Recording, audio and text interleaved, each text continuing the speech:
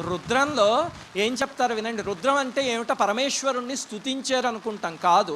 ప్రకృతిలో ఉన్న ప్రతి జీవిలోనూ పరమేశ్వరుడి శక్తి ఎలా ఉందో చెప్తూ హరికేశాయోపవీతినే అంటారు. నదీనాం పతయే నమః అంటారు, క్షేత్రాణం పతయే నమః అంటారు, వనానాం పతయే నమః అంటారు. అంటే నదుల నీటిలో ఉన్నది పరమేశ్వరుడేట, పంట పొలాల్లో ఉన్నది పరమేశ్వరుడేట, పచ్చగా వ్యాపించిన చెట్లలో ఉన్నది పరమేశ్వరుడేట. అలాగా అన్నిటిలోనూ పరమేశ్వర శక్తి ఉంటుంది అని చెప్పేదే రుద్రం. కానీ మనం ఏం చేస్తాము అంటే నదుల్ని కాపాడుకుంటామా? ఒక్కసారి వారణాసి గంగ దగ్గరికి వెళ్ళి చూడండి, ఎంత బాధ కలుగుతుందంటే ఆ క్యారీ బ్యాగులో అవన్నీ తీసుకొచ్చి గంగానదిలో పడేయడం, అలాగే నదికి ఏదో పసుపు కుంకుమ అర్పిస్తున్నాము అని చెప్పి అక్కడికి రావడం, వచ్చి ఆ పసుపు కుంకుమ అక్కడ వేశాక క్యారీ బ్యాగులు తీసుకెళ్ళి నదిలో పడేయడం.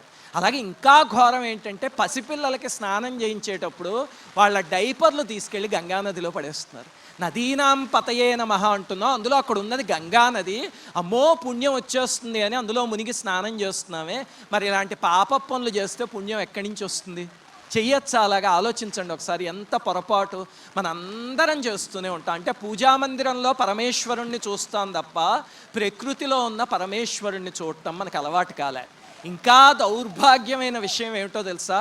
రోడ్ల మీద ఎక్కడ పడితే అక్కడ తీసుకెళ్ళి చెత్త పడేస్తుంటాం. మనకి పక్కన ఖాళీ స్థలం ఉందనుకోండి, ఆ ఖాళీ స్థలంలో తీసుకెళ్ళి చెత్త పడేస్తాం. అంతేగాని మున్సిపాలిటీ వాళ్ళు పొద్దున్నే వస్తారు, వాళ్ళ చేతికి తీసుకెళ్ళి ఇవ్వచ్చు అంటే పొద్దున్న ఎవడు నిద్రలేస్తాడు అని చెప్పి రాత్రి ఎవ్వరూ చూడకుండా మేడపైకి వెళ్ళి ఒక క్యారీ బ్యాగ్ నిండా నింపుకుని తీసుకెళ్ళి ఆ పక్కన ఖాళీ స్థలంలో పడేసి వస్తాం.